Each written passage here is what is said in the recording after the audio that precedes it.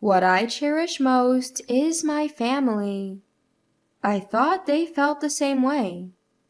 That was until I inherited my father's estate. For better or worse, my life took a complete 180.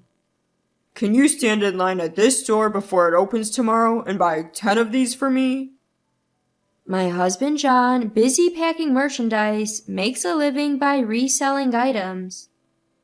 He works at a small insurance company, but he missed the promotion wave and is nearing 40 with a salary equivalent to a new hire. I can't. I have a part-time job tomorrow morning. I hate to decline, but the extra income my husband earns makes a difference in our lives. I'm Katie. While being a mother of 2 kids, I also work part-time to help support our household. We struggle to make ends meet on my husband's salary alone, so I want to work full-time. But our youngest is still in preschool, so I'm planning to stick with part-time work for another year or 2. I work every day, save every penny. When you cut corners in life, it's like your spirit gets chipped away too. Oh, how I wish I could win the lottery or something. I've noticed that this thought crosses my mind more often than it should. I know a lot of people who talk about their husbands dying just for the insurance money. So I guess I'm doing all right, all things considered. My husband keeps saying things like, Maybe I should aim for fire so I can retire early and take it easy. but honestly, he's all talk and shows no signs of actually making it happen.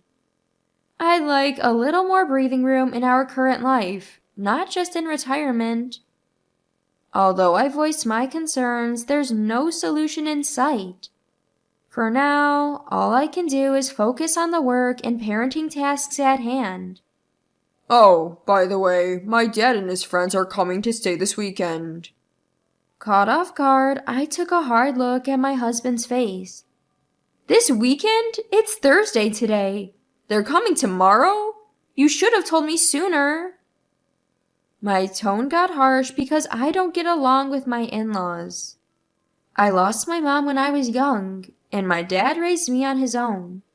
My in-laws are all about appearances, and just because I didn't have both parents when we got married, they deemed me uneducated. I had my challenges growing up without siblings, but my dad was both loving and strict. Lately, he's been under the weather, probably from the strain of raising me single-handedly, and I worry about him. I visit my childhood home about once a month, but it seems neither my in-laws nor my husband are pleased with that. Whenever I go to my childhood home, I don't always take the kids with me. Last week, my mother-in-law Jennifer complained about this over the phone. Now my in-laws will be at our home for the next 3 days. Just thinking about it makes my stomach turn. Sorry, I forgot to tell you, haha. My husband says this casually. He won't lift a finger when his parents are here, and doesn't even bother spending time with them. I'm the one who has to handle the chores, take care of the kids, and entertain my in-laws as well. But like it or not, they're coming. The next day, I went to the airport to pick them up and brought them to our apartment. Still living in this place, I see. You should move to the town where we live. We could even start living together sooner if you want. I've heard this same spiel from my mother-in-law every time she visits. I deliberately live far away because I don't want to live with my in-laws. And for the record, it was your son who first decided to live in this area. I make these sarcastic remarks in my mind while making coffee and forcing a smile. In the in-law household, what my mother-in-law says goes, and my father-in-law just nods along in agreement. Since they arrive in the middle of a weekday, my husband and kids aren't around, and I become their sole target for criticism. By evening, when the kids return home, my in-laws switch gears. All of a sudden, they're the generous grandpa and grandma, willing to buy the kids anything they want. Oh, look how big you've gotten. Are you enjoying school? How about preschool? If there's anything you want, I'll buy it for you. They dote on my sons like this. While my son chats about school and keeps my in-laws entertained, I get started on preparing dinner, grateful for the small reprieve. Just as dinner was ready, my husband walked through the door. While we were all eating, my in-laws suddenly brought up the idea of living together. So, do you like staying at Grandma's house? You had fun during the summer vacation, didn't you? If you live with Grandma and Grandpa, we'll buy you whatever you want and every day will be fun. Trying to get the kids on her side, my mother-in-law gets this fake smile from me in response. Jennifer, that's not a settled matter. If the kids take it seriously, it'll become a problem. Hearing that, my mother-in-law rolls her eyes and looks at me. Oh, so they shouldn't take it seriously. Some families with kids the same age as our grandchildren just moved into our neighborhood. It's lively and I'm envious. Even though she says that, it has nothing to do with us. Plus, if we lived together, I'd feel even more like a servant than I do now. It's not a big deal. We might consider it eventually. But we like it here, so not just yet. He sounds like he's gently pushing back, but that's definitely not the case. My husband seems gung-ho about living with his parents, completely ignoring my feelings on the matter. Why can't he be more assertive in declining his parents' request? He's really not reliable. Contrary to how I feel, he starts talking about finances. I think life would be easier if we lived with my parents. If we moved, the kids would have to change schools, so it might be better while they're still young. My in-laws were delighted and offered to help, but there's no way I can accept it. Once you take any financial aid from them, it's easy to imagine them reminding you about the favor every chance they get, even if you've paid them back. Also, right now we live about a 20-minute drive from my parents, but if we move in with my in-laws, that distance will increase and make it much harder for me to visit my own family. Avoiding a clear answer, I finish dinner. As the kids and my in-laws begin to take a bath together, I'm left with no moment to catch my breath, immediately starting on cleaning up after the meal.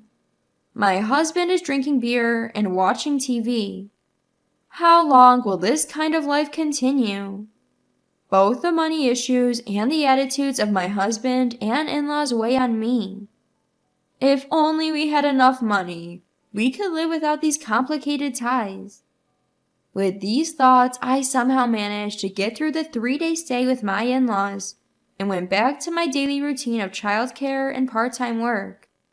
Then that day came.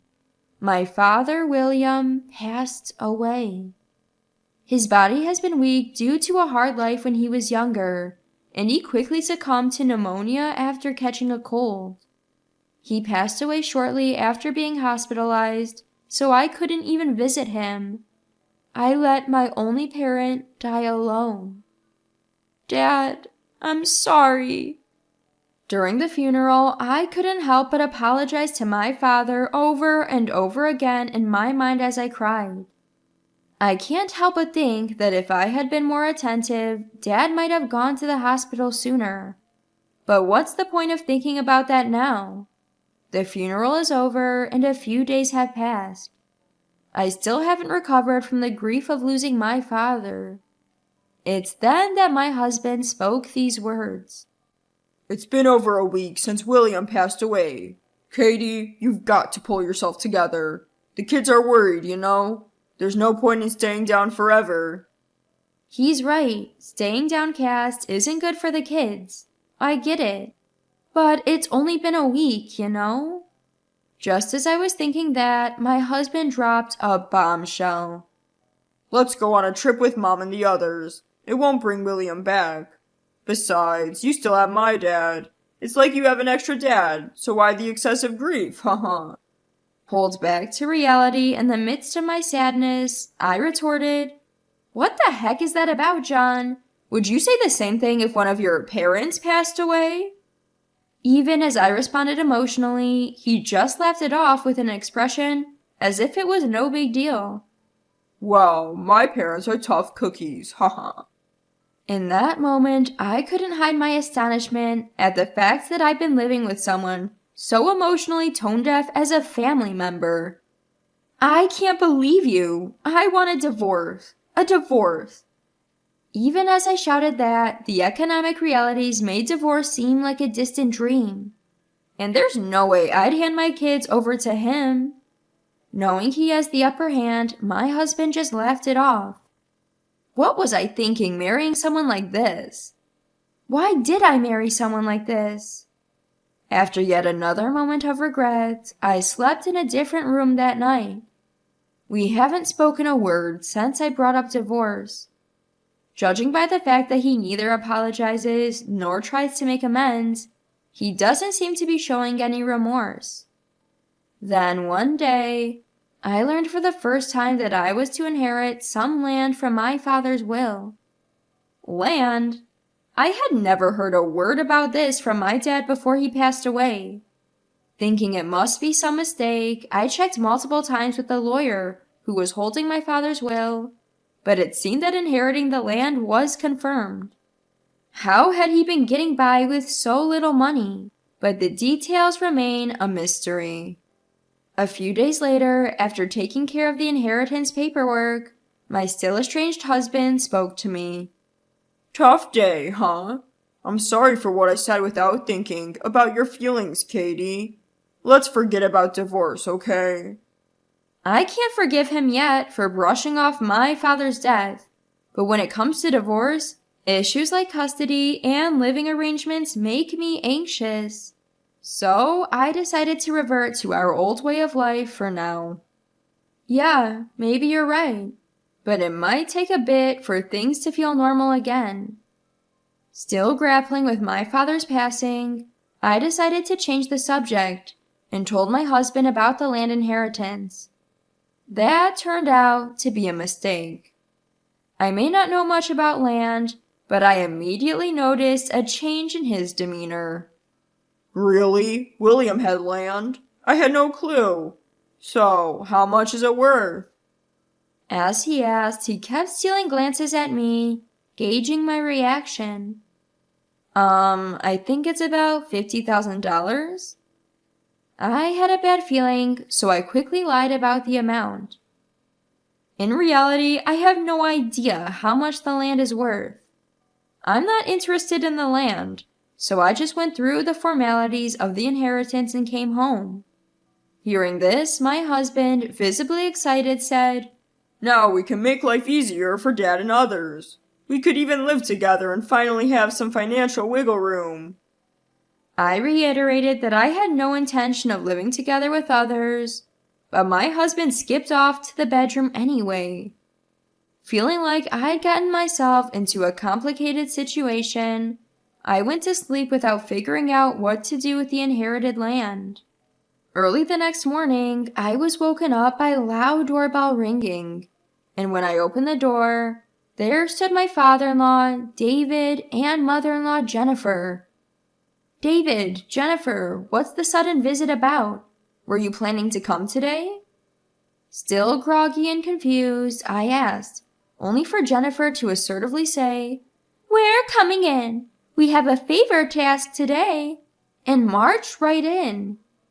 Still in shock, I see my husband, who's home because it's Sunday, waking up and exchanging glances with his parents.